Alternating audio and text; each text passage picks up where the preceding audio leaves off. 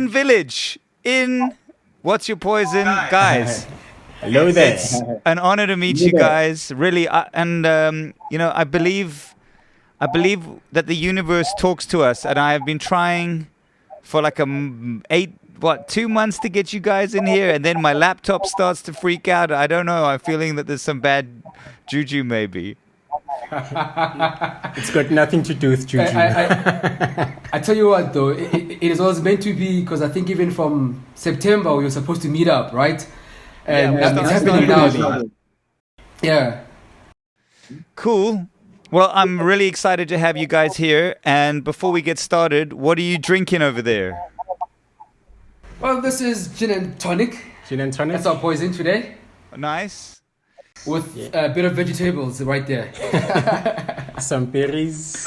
I'm drinking this big blue bottle of whiskey called Classic Laddie. And I'm going to send you a bottle of this as well. When now that the lockdown conditions are over, we get back to normal sending our guests whiskey. Thank you for that. Thank you for that. Oh, I wish it was here before, so we could just be drinking the same type of poison. We're supposed to be, but Cyril Ramaphosa didn't tell us we were going to be able to do this until the other day. I remember, yeah. Cheers to you guys, and thank you for being here. So, cheers to you, John.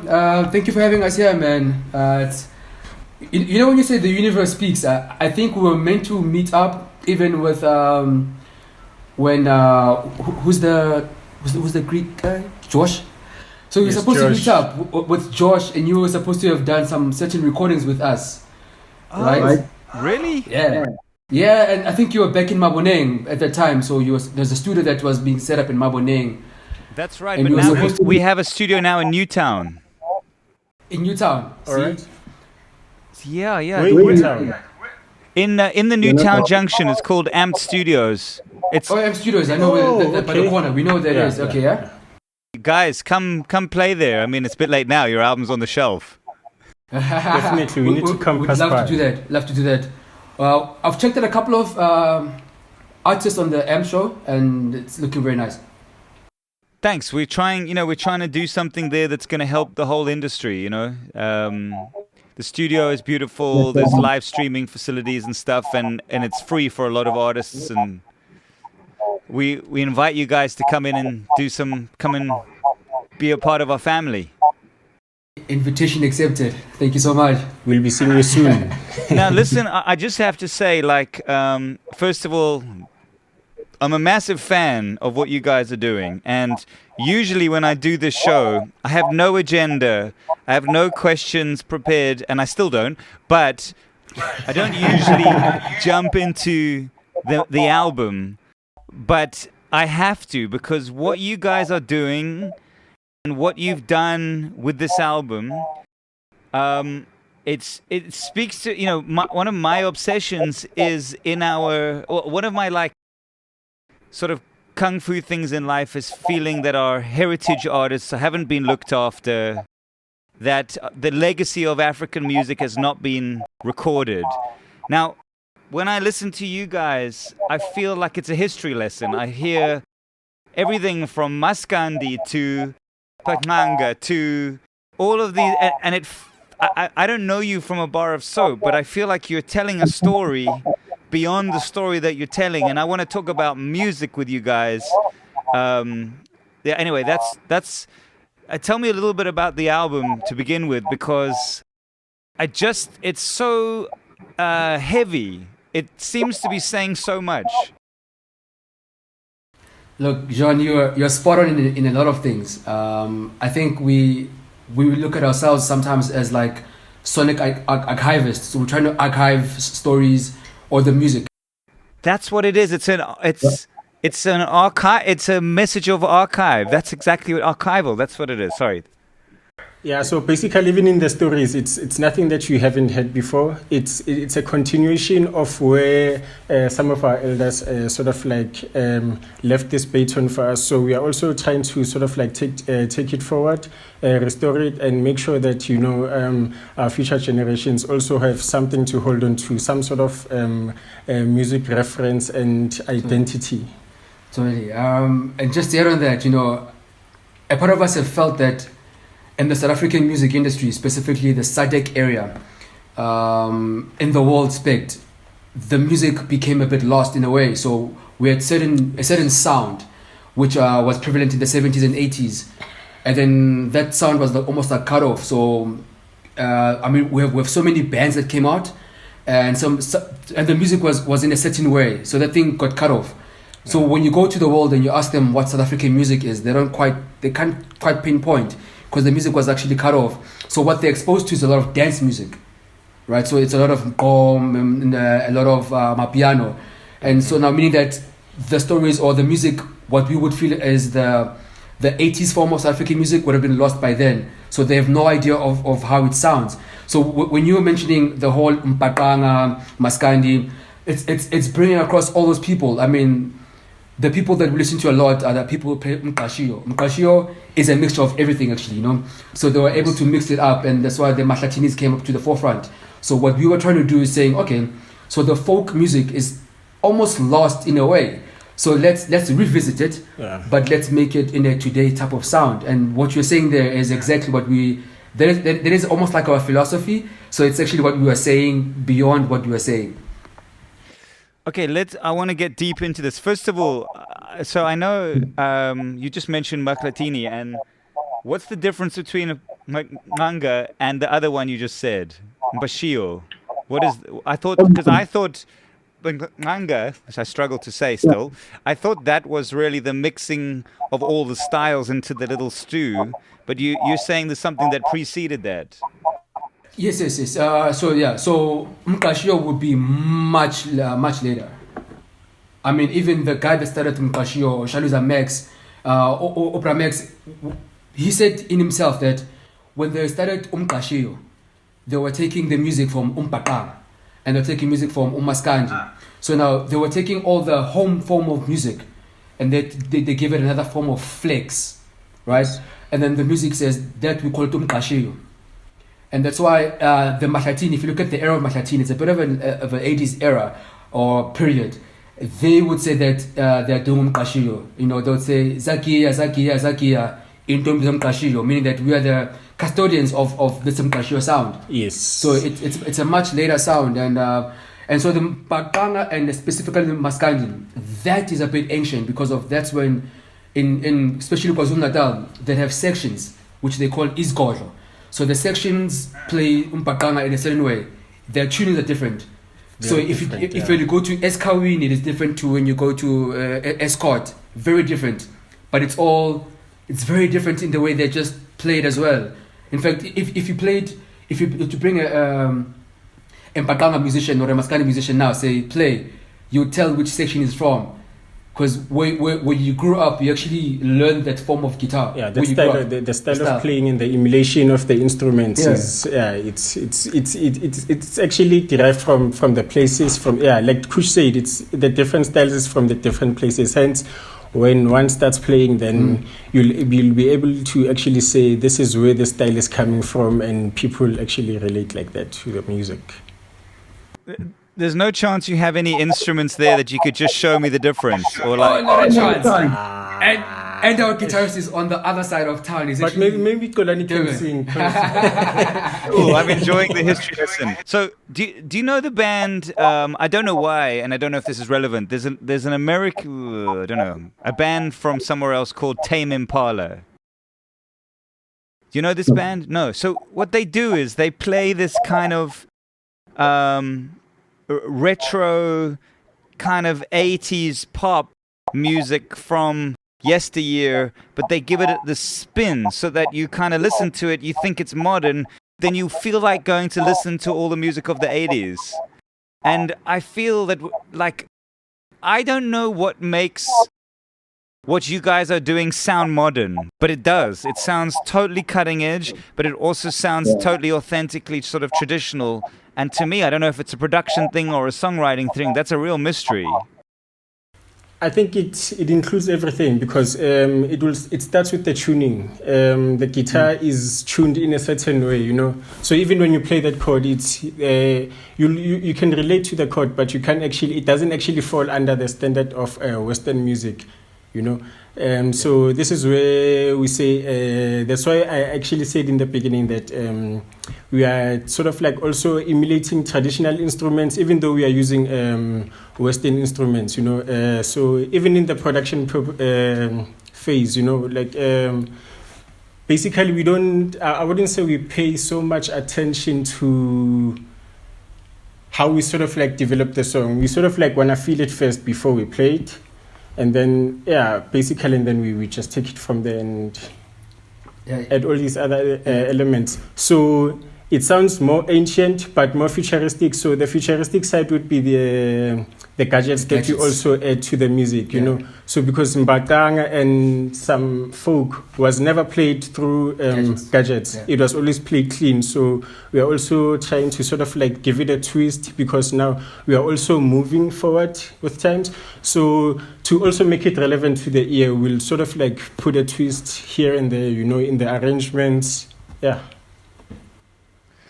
Yeah, I mean, what I hear is, and again, I don't know you guys, so I think this history lesson that you're trying to teach, I want to learn more about it, you know, and I guess what I'm, you know, it sounds different to other artists who are doing what you're doing. I don't know why it feels very well thought out, feels very on point. Are you? Is this just the music that you grew up with, that you're sort of inspired by? Or are you actually working with Maskandi artists? Are you actually doing deep research into the space and carving ideas out like in a very thought out way? Or is it just like we're in the room and we're playing it and this is what we feel? It's got a lot to do with looking back. So it's got a lot to do with actually researching, right? So there's no form of artist that we play with doing Maskandi. Very funny. Let me just bring a little bit of background. So we all were taught music in a very jazz type of way, you know. So all of us, that was the first influence when you hold instruments. But so are you jazz musicians? No, I wouldn't say jazz musicians, but we are more like the foundation process was more based on jazz. Yeah. But we were able to move out of that because, So you know, when you're holding an instrument, the first type of for technique purposes, they give you jazz standards. So that's for just for you to get the technique and to get you familiarized with the instrument. But for us as artists, we are not that. So for us as artists, what we then began to do was do research. So one of the first few people that was research was a person like Matala Bunene, who is called by the king of Zulu guitar. So when Lerato first, I've been playing with Lerato for some years, and we were always trying to play jazz when you grew up. Like there's photos of us jamming in the backyard. We're playing jazz, Then we kind of like, we're like, but we're getting tired of this thing, man. We also, as Lerato would say, we're trying to decolonize ourselves from jazz, because also that is a form of a certain area or a certain, let's say, American way of playing an instrument. So we started to look at this thing, say, there's this type of music. What happened to it? And then his tuning began to change from that. So when he plays, it was very interesting that when we met Wabum Konyana, who is actually a Maskandi artist, when he heard the guitar tuning, he says, oh, well, I can't even place this. Going back to your question, I says, I can't place this, but this is Impacta. This is Isintu. He says, this is Isintu, meaning that this is more homey, it's cultural. But he can't place it because of it is not from the traditional areas where the Maskandi artists have a certain way of tuning their guitars. Mm-hmm. He says, this is Isintu, this is us. So then that also places us in a certain perspective of view of when the guitar was played, you can hear that it is drawing lineage from, but it is not there. It is also quite futuristic. Yes. Then when you mix that with what Smunga is saying, where we're putting gadgets into it, right? So now the product that you received is also having a French producer in it as well. So that also makes it, so it's like you are always moving around the times. You're always very transcendental. You are far beyond in your research, but you're far also ahead in where you're trying to take the music to. Yes. Also to add that you mentioned that what are our influences individually? Yeah. Like we are all influenced differently. Well, I started out as a house music DJ, and after that I moved on to playing an instrument. So obviously it was gonna be different. So even the background of actually having to actually do sound design also allows me to sort of like be creative in like with the type of sound that we sort of like want to produce. It's not specific. We don't, even when we go to rehearsal or when we try to sort of like come up with something, we are not very specific to say it must sound like Matala Kunene or this, but now you will hear all these influences because we have a way of just working these things around. I'm going to ask you a really weird question now. Prepare yourself. Go right ahead. So, the one thing I'm very hyper aware of, and I spoke about at the beginning, is that our African music history story has not been told.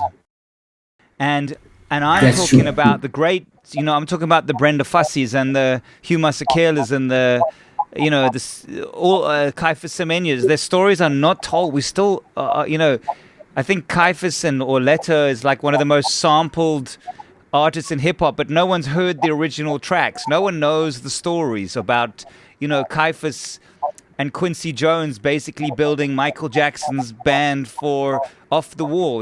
These are our stories. We are integrated in the world. But Maskandi is even more of a mystery. It's not even on the map, And I remember, I used to work on the Samas for a while, and whenever I worked with Maskandi artists, I didn't know what the fuck was going on. Their guitars were out of tune. They couldn't play with a band. Or they couldn't play with a click track or anything. Or they couldn't play the song at the same time. And I loved it, but I also didn't know. I really don't know anything about the origins of Maskandi and what it is. I just know when I hear it, I know exactly what it is, and I know that I love it. And I guess the weird question is: here's this Mlungu here who understands fuck all about it. How can you? Your album is telling the story of Maskandi music, but I would like you to tell me, what is Maskandi? Where does it come from?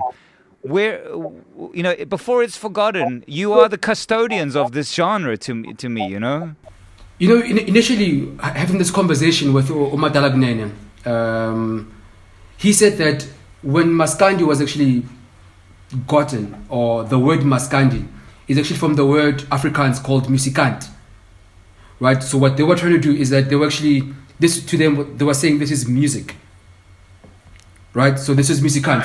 So here they are saying this is musikant, because to them they were trying to also compile the music or just document or absorb the music, and they named it Umaskandi. For tracking purposes. Right? So it's an Afrikaans word. It's come from an Afrikaans word. That's crazy. That's even more crazy, because when I heard that, I was like, wow, that's even crazy. And he says that's what they were trying to do. He says Umaskandi is musikant.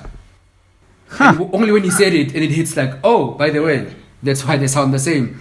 But when you look at Umaskandi as a whole, we always look at also how it has actually developed over the ages.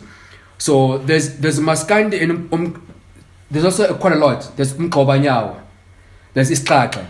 There's just ways where they are able to explain how they play what they play. But then having moved from the grassroots, moving into the urban areas, so we had a lot of the migrant workers in the hostels. So now this is where it actually shaped it as well. So when they meet, they're all from different areas as well. Right, meaning that, okay, so and they'll say, how do you play it? He says, and he'll grab a guitar and he tunes it to his specific way, and he tunes it and he plays it. So what do all the Maskandi artists have a different tuning, or is it one? Or Totally does different. Maskandi have its own tuning? No. They all have different tunings. For example, if you put it's a preference thing. It's a preference thing. Sound thing. It's a technical thing. It's all these things. I mean, John, if you put our local heroes like Shinem Takalo or Puz Kemis, they tune it differently. Ubaba Ngcobo, with Amaponi. What's his name? Ngcobo. But they tune it differently. In fact, they'll even give you an idea that, so when these guys are down tuning the D and the C, they have a certain way of how they down tune as well, and they hold the chords in a certain way. So from the time when the intro plays in, you can tell, this is from here, because their picking is assertive. So that's why they said to you when you were playing, they couldn't recognize your style. Exactly. You were in a Western tuning. Yeah, so now we mixed that form of Western going also to so ours is a bit postmodern, if you put it like that, right? So we're going back to looking at the old and saying, okay, that's how they did it. How do we move it also forward? We always need to move this thing forward because we also need to have our own identity as well, right? So moving from that, when he had that, so now when he had that, he said it is Isintu, meaning that it is us, it's culturally us. But now here we are in the hostels, where everyone is bringing a certain form of tuning, and then they start to develop. That's why even today, if you're a Maskandi artist, you will sell so much more in the hostels, even today. And this is where most of the history was made. So when they work in mines, they'd wear their gumboots, they would put their guitars on, and they'd have a certain way but to ukia, which is a certain dance, Zulu dance. Yeah. So I think more of the Mkashia sound would be what you'd find in the hostels, because like Cush said now, you'd find all these migrant workers coming from different parts of SA, whether Natal and all, when they have to sort of like play this music, because now everyone is coming from different areas. One can't sort of like enforce that we are going to play this style. So I guess even in the jamming and making of the music, one needs to find themselves and then apply them to the music, because really there is no formula for it. What are Maskandi songs about usually? And also, the subject on Udondolo, it seems that the subject matter is also kind of more, it's not like modern subject matter with, it's the subject matter is also traditional, or what is the subject matter of normal Maskandi and your album? So when the Urban Village writes music as a whole, we call it a bit of social commentary. Even the word Urban Village is coined or formed from looking at growing up in Soweto. So we look at these urban structures and we look at these village people. So they are village people because they're from the homelands and they're brought into the CBD, right? So in its whole, it's like it's the urban village. So now looking at also our music is actually looking in and around of our day-to-day lives. So our music or our narrative is about day-to-day lives, right? In comparison to Maskandi or the Umpakanga, which is they would speak about more where they're from, and they would also put a lot of political stuff. Yes. Right? So a lot of when the political messages were brought forth, they were brought forth under a lot of the Maskandi and Maskandi music as a whole. You know, so the narratives are a bit different, right? And also, so now, which is very different from the Maskandi of today. The Maskandi of today is a bit of like your hip hop, right? So it's got too much to do with this is who I am. I'm from this place, and I will do this to you. So it's a bit different, you know, compared to what they were speaking to the people. Now people are speaking about more themselves, right? Because of that's how we've moved. That's how they've moved as well, and it shows you of how far they've moved. Where today it's even got the different areas have even got some sub wars happening. Right, so if you listen to radio Zulu today, they'll say, this is what this boy is saying. And they have like diss tracks in the Maskandi, which is very different from the original Maskandi, you know, which was always saying, guys... It was based on awareness. Based on awareness, yeah. Yeah, and basically also reflecting the times. A lot of, yeah. Yeah, so now, what I always say is that if you look at music, you'll be able to look at... Music is archiving what happens in a certain area. Or if you want to know what was happening in that period, look at the music. And that's exactly what happened with old Maskandi. Everything was more political because everything was moving. That's the frame they were in. That's all they could speak about. That's all all the awareness they could talk about. So here and now, we shifted a bit from the political form of scenes, and that's why the urban village, their narrative is a bit different. They speak about the unity of the human race. So we've moved it a bit, and that's why a song like Saki Sizwe is about building a nation.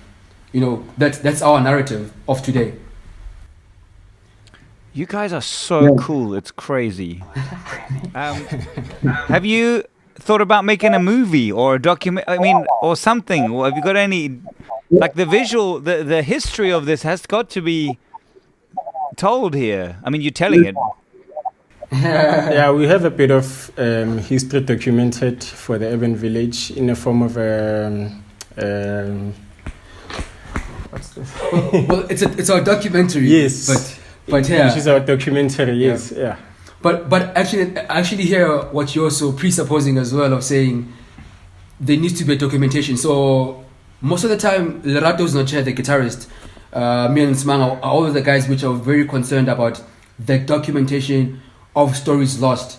Lerato is pinnacle in this. He's able to bring in vinyls and tell you that in this period, this is what they sounded like, and in this era, they sounded like exactly like this. He's very on point with regards to that. He's the archivist. He's the historian between all of us, right?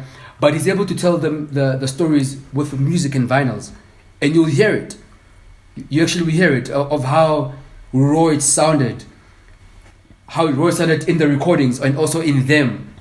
It sounds pretty raw compared to how when more of the international record labels started to buy into the music.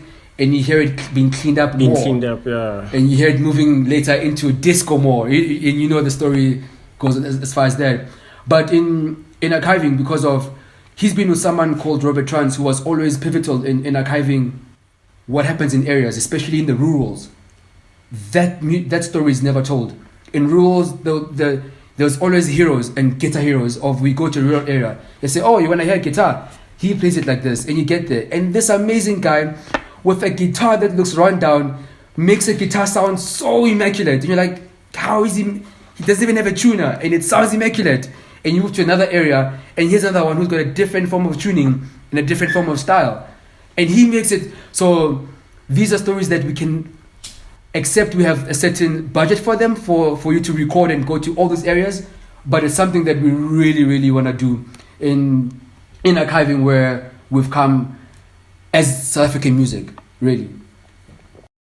The track that Msaki's on is fucking Yes. crazy. That song is crazy. It's very interesting that Dubatsi, the lead vocal, has been playing the song for some time now, right? And it's been with him for some years before it actually made into the record under the Urban Village. And I remember when they recorded that song, they were like, you guys don't come in the studio because we always excited to see each other, and there's so much noise in the studio. Like, you guys just don't come through. Like, if I'm going to bring Msaki and bring you guys, it's going to be mayhem in here. So, and the song was recorded from there, but we played it before with Dubatsi, you know, jamming it, just trying to make it. Because most of our songs have been with us and, you know, being jammed in certain areas and in certain rehearsal rooms. A couple of times we'll make it to the people. So officially this one was selected as Mhlaba Wonke. And we really had to find someone who's suitable as a collab. So having Msaki come collaborate with us was I mean, it was a blessing, man, to us. I mean, we've loved Msaki for some time. And she heard us. I remember we were playing at the Hugh Masekela benefit concert. At the Asupol benefit concert. We come off stage. She's like, how many guys are you on stage? We're like, there's just 4 of us. She says, you guys sound amazing. And for a while, I'm like, is that the same Msaki? They're like, that's Msaki. I mean, you know, but she became a fan, but has always been a fan subliminally. But now officially, we see each other. So to officially make her into, or officially bring her into the album, that to us was a blessing. But Mhlaba Wonke is... it's a song which just speaks about taking care on bringing people of the whole world. So Mhlaba Wonke literally means the whole world. You know, yeah. So when she wrote that verse, it was something else. I remember hearing the song in France after the whole mastering process. You know, you record the song, and then we walk into our record label studios, and they're playing the song. He says, guys, wait a minute, just let me hear. And he plays the song, and I'm thinking, wow. I mean, you've been hearing the song, to that, yeah. but after the whole post, engineering processes, that song sounded even amazing. That song is wow. I mean, it's unbelievable. It's unbelievable. What does okay, you are one of those bands that sort of goes over the head of the local market a little bit. Do you think that's true to say? It's really annoying. Yeah, it's annoying being in this country. You should be massive at home. But what you're doing, what does the international market think of you? What kind of questions do they ask, and how can they possibly relate to what you're doing, or is it just interest? I mean, how do you explain what you guys sound like to the rest of the world? The world receives us better than our people. Yeah, well, for starters, because a lot don't know where we are from, they first ask us where we're from, because now our album has different languages. We have 11 official languages, so we sort of like also try to make up. Where do they where do they think you're from? Well, more North Africa. You'd say your Mali. So more North and West, and in your West Africa. Yeah, so your Mali, Senegalese, and Nigerians. Because of the sound as well. Because it's. I wouldn't say it's not diluted, but it's. What's the second question they all ask you? Second question. So the language is always a problem. The language is always so what are you guys speaking? Because we speak in different languages. And then there was a song called Makolo Yanga, which is not even a proper language. Specifically it's a dialect of infused, Swahili. No, I wouldn't say pretty much made up, because the lyrics were derived from Swahili. We sometimes get asked questions by people who actually speak this language. Kenyan Swahilis, yeah. Yeah, and they sort of it's like the first question that you asked. Where do they think we're from? We're from. Yeah.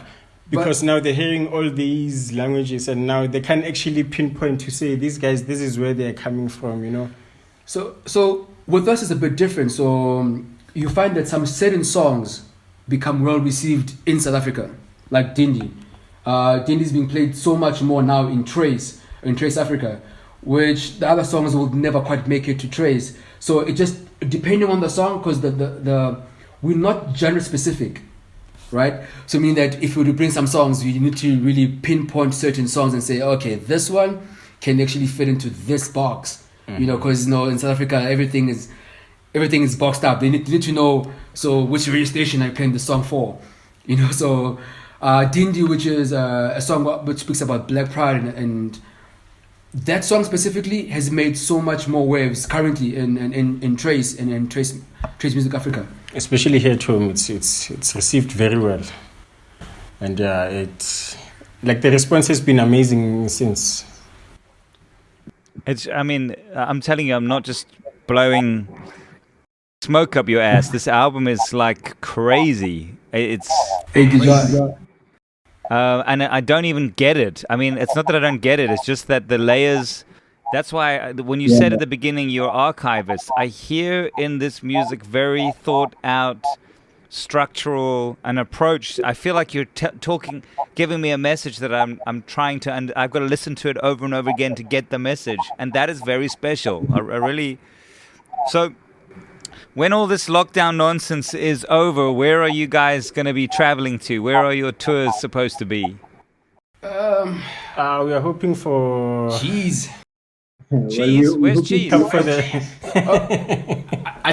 tell you what, we just heard about how many more tours were cancelled in and around you don't Europe. have to mention that. So we don't want to mention that because of when we heard how many are being cancelled, internationally. So it becomes a bit of a difficult thing. So when we open, some other borders become closed down. COVID is a very strange form of thing, and sometimes when they're open, our borders have closed down. So it's very difficult for us to say initially, we'll be here. But all we can do is keep pushing the things online, because that's where we all are, and we'll push more of the local shows. We're going to be screening our own, as you know, we did a documentary, so we screened a documentary, And then we also sell the merch and the vinyls and the CDs. I mean, this is where we are now because of it. We just currently opened, and initially it just becomes difficult for you to plan any tour because just tomorrow someone will come and say, fellow South Africans, and all of a sudden everything that you planned changes. Yeah, it's actually going back to the. But when it does all open up, where do you think you're going to be? What are who are the countries that love you guys? So the Scandinavian countries, more of the Germany, Berlin. I mean, we've done so many interviews around there. We've got a UK as well is looking very promising. We were speaking with Jess, who's our manager, and he was telling us about the certain agents we have that side, which literally have been really waiting for us to actually just step onto the shores. Yeah. So it's the UK, very much so, and of course our very own the French label. So in France we're meant to have stepped into there by April, but we couldn't because of lockdowns. But we're looking to really making a very good impact in France because most of our agents and most of our work is actually working there, having been signed to a French label as well. I've had a lot of really older legends on this show who grew up in Soweto and have told me amazing stories about Soweto in the 60s and the 70s. But you guys are obviously much younger. What is Soweto like now to come from? So Soweto is a bit twofold now, So when I speak about what's happening musically, so a lot of the dance music is making so if you listen to Soweto now, musically all you hear is more the gqom, or in fact piano. It's not even piano. So piano is making a very big impact. But which is very interesting as well because there's an underground scene happening in Soweto, right? And this is something that you will never quite read about or hear about.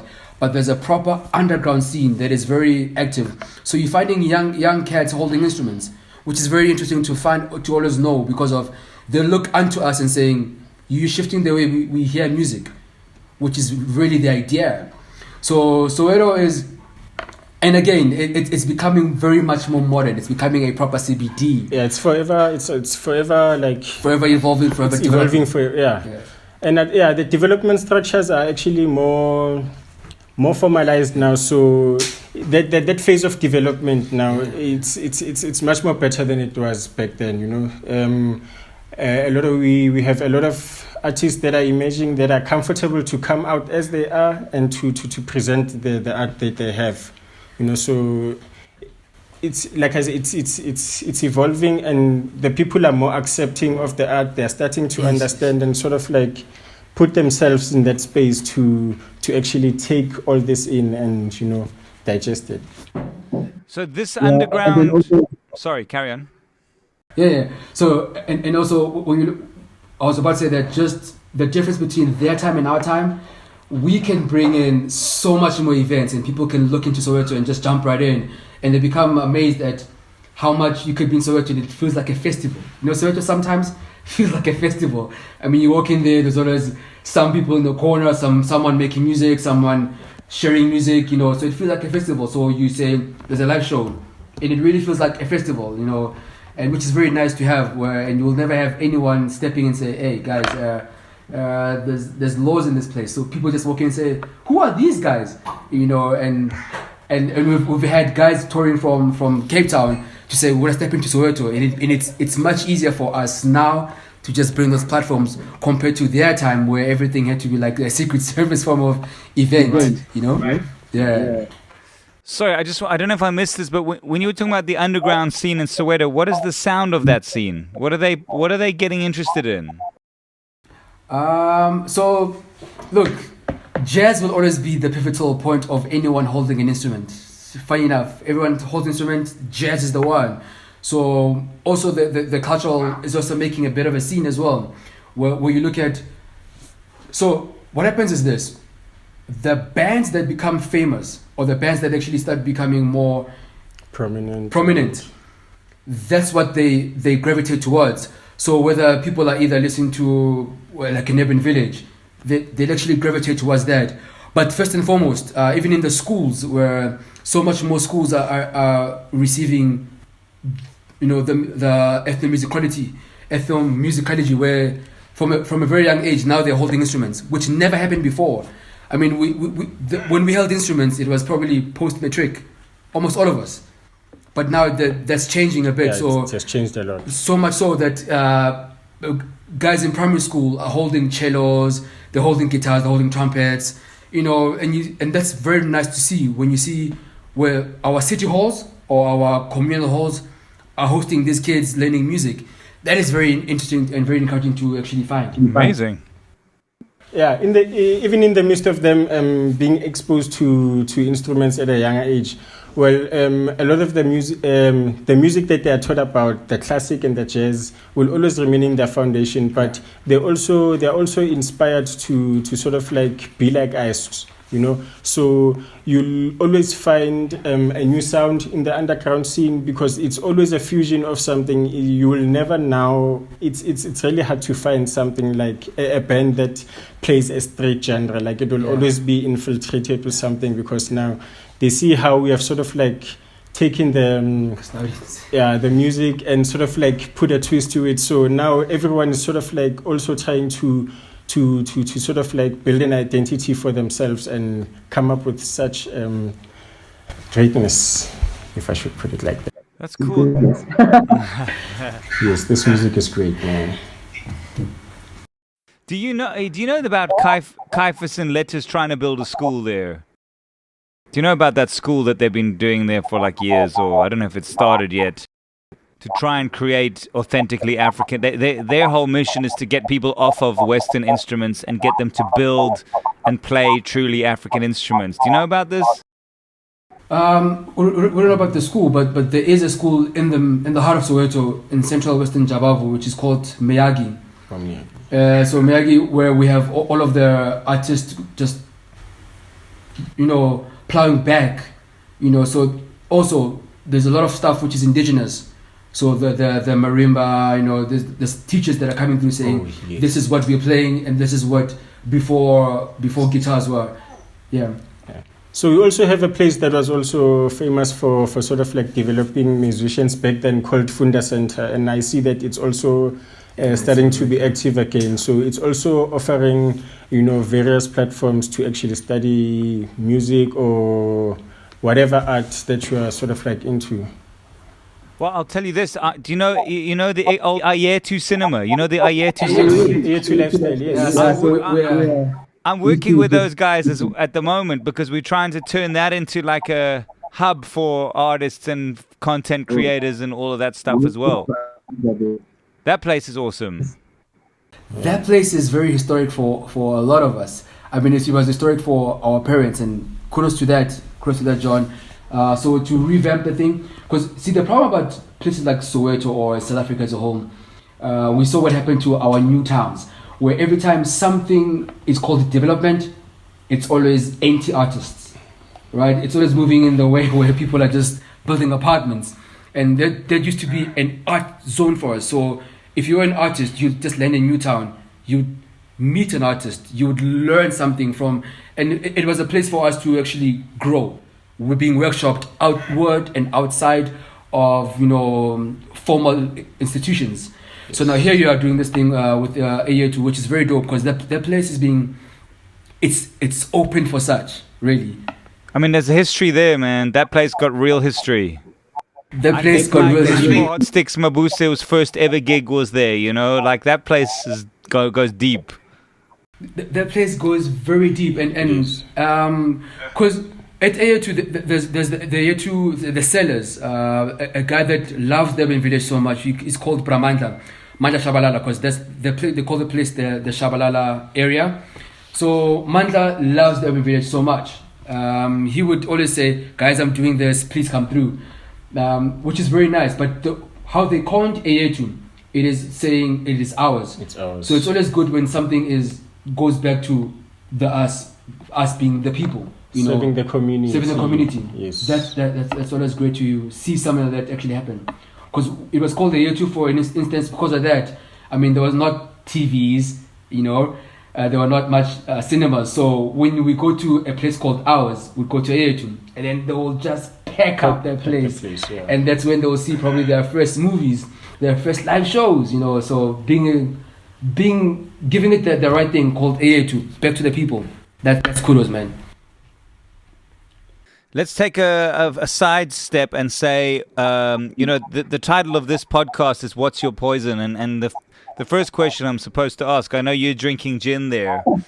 You guys obviously spend a lot of time on the road, gigging, touring the world. What are your vices? What are the things that are bad for you that you guys like to do? Yeah, you had to mention that. Well, it's nice touring as a band and all. Like you get to see all these things, but hey, still laughing. Yeah, I know. There's this one experience. No one will ever make up for that experience. You know, like we literally had to go as far as Bloemfontein for me to actually discover other things about my mates. And yeah. Can I just tell you, I have learned a lot about musicians in Bloemfontein. People lose their minds in Bloemfontein. There's something about that place. In such a beautiful way, like it's, I don't know, like traveling just brings us more together, and yeah, like it's a lot of the time it's just about having fun more than anything and gaining these experiences. But yeah, Bloom was. John, I'm gonna expose my people. Maybe Cush can tell you better about that experience. Bring it on. If it is anything, I mean, musicians as a whole, the alcohol and the other substance that is green in nature, if that substance will make my people, oh my goodness, I mean, we would really get into it to the point where if there's an early form of, people almost miss planes. I mean, in Cape Town, we left someone at the backpackers. Luckily, he still made it through. We left him in the toilet and he just couldn't, for the life of me, having mixed everything, having put in all the lager and all the gin that he could drink. We left him in the toilet because we couldn't go in, right? We really couldn't go in, and we didn't want to break the toilet as well because, hey, it's a backpacker, it's not our property. So we had to leave because the plane was actually going to leave us. And in check-in, he walks right through as if nothing happened. He just barely made it. So, yeah, man, this poison right here. So, what is your drink of choice? Drink of choice. I'm always a gin and tonic type of person. Oh, you guys are gin guys through and through. But he is also a beer person. So not anymore. I'm more of a gin and tonic now. So the other two guys, Lerato is a castle person. You can give him castle lager on any other day. That's his poison. Whether it's sunlight, there's floods, give him castle. Give him castle. Do you have a favorite gin, you guys? Favorite gin? Yeah, two. Bombay and Tanqueray? Enveronge. Oh. Enveronge. Oh, those guys are amazing. South African born. Those boys with their faint boss. I mean, that's amazing gin. I have to recommend my mate. Do you know the podcaster Mac G? Mac G? Heard about it? So Mac G's like one of our biggest podcasters. I'll send you a link. He's made his own local whiskey, and the thing about it, local gin called Grandeur, and in his words, and this is going to sound terrible, but he says, "No white man's touched this. I made this from beginning to end." And it's properly local. You got to check it out. It's called Grandeur, Grandeur. Please send us the link so we can check him out. Yeah. Because especially the local gin scene is actually quite booming now. There's so many happening, just booming. There's so much. Yeah, just so much. A lot of craft beers. A lot of craft beers as well. But in the gin market, I mean, from the top of my hand, I can count in so many. From Ukoloko, there's so many which are. But we'll actually check this one out as well. Please send us the link, and we want to try it. We'll test it. Yeah, just support a local dude who's trying his best. As we all are. So what's your poison? Why do you think I have a whole show about drinking that's all about just drinking whiskey with people? But yeah, so that's mine, and I've had I don't know if you know this. I was in a band for many years as well, and I was a fan of your band. What is the band? The band called Cassette. So I actually love the way you say, "I am John Savage" from the brand, not the band, from the brand Cassette. I actually love when you say that, man. We were taught so many things of how to run your brand after the model of the Cassette. Are you talking shit to me? How would you know any of those things? John, it's a small world, man. I mean, I was telling Jess earlier on that I used to see you when you probably, I can't remember the gig, but I'm probably thinking it was Seasons With Us. One of the gigs where you came in and, it was a very hot day, very hot. And then here comes John Savage with the brand Cassette in a SUV Hummer, fully branded Hummer. And they're walking in looking all fresh, all swagged up, we're like on some, that's the level. I mean, so we've been fans for some time now, John, like for the longest of time, man. And we're like, how do you reach there before you actually had I'm not sure between, you had a radio station? No, not a radio station, but you were a host. I'm not sure if it was between 5 and Highveld. Oh, it was 5 FM, yeah. It was 5 FM, so that's the only time you would actually listen to the music, which would never quite make it into our commercial scenes. So that's the first time you actually would hear a song from the Nero, ever being played. It was probably your show. Listen to man. a lot as well. Yeah. So you're not talking to us. So I used to be your fan for the longest of time. Wow. So you know. I'll tell you one thing though. The only time I've ever been in a Hummer once in my entire life was for some KFC thing. I don't even remember what it was, but KFC bought us up in a Hummer.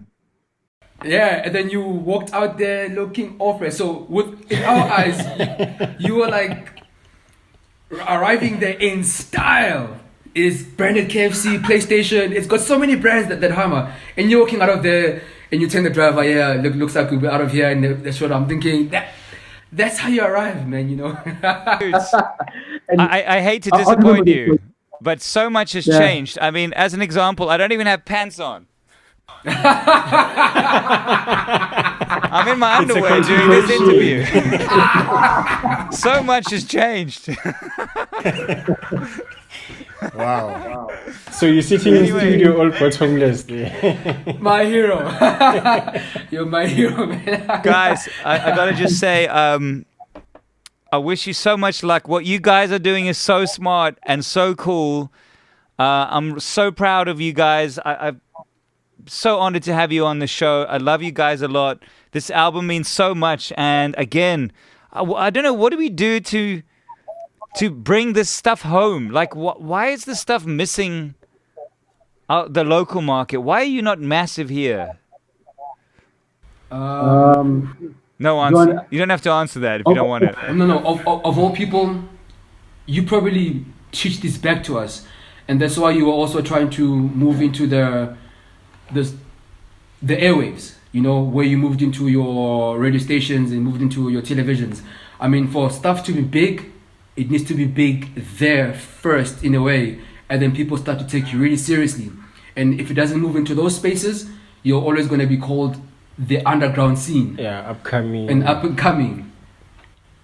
So I mean, for you to move into the space, I mean, you would know that very well, and you're a custodian of that as well. And it kind of like forces us where we need to make other platforms, because that platform is quite congested as well. There's so much competition even internationally on how people buy space into that form of in those spaces. But how we bring it home is for us to actually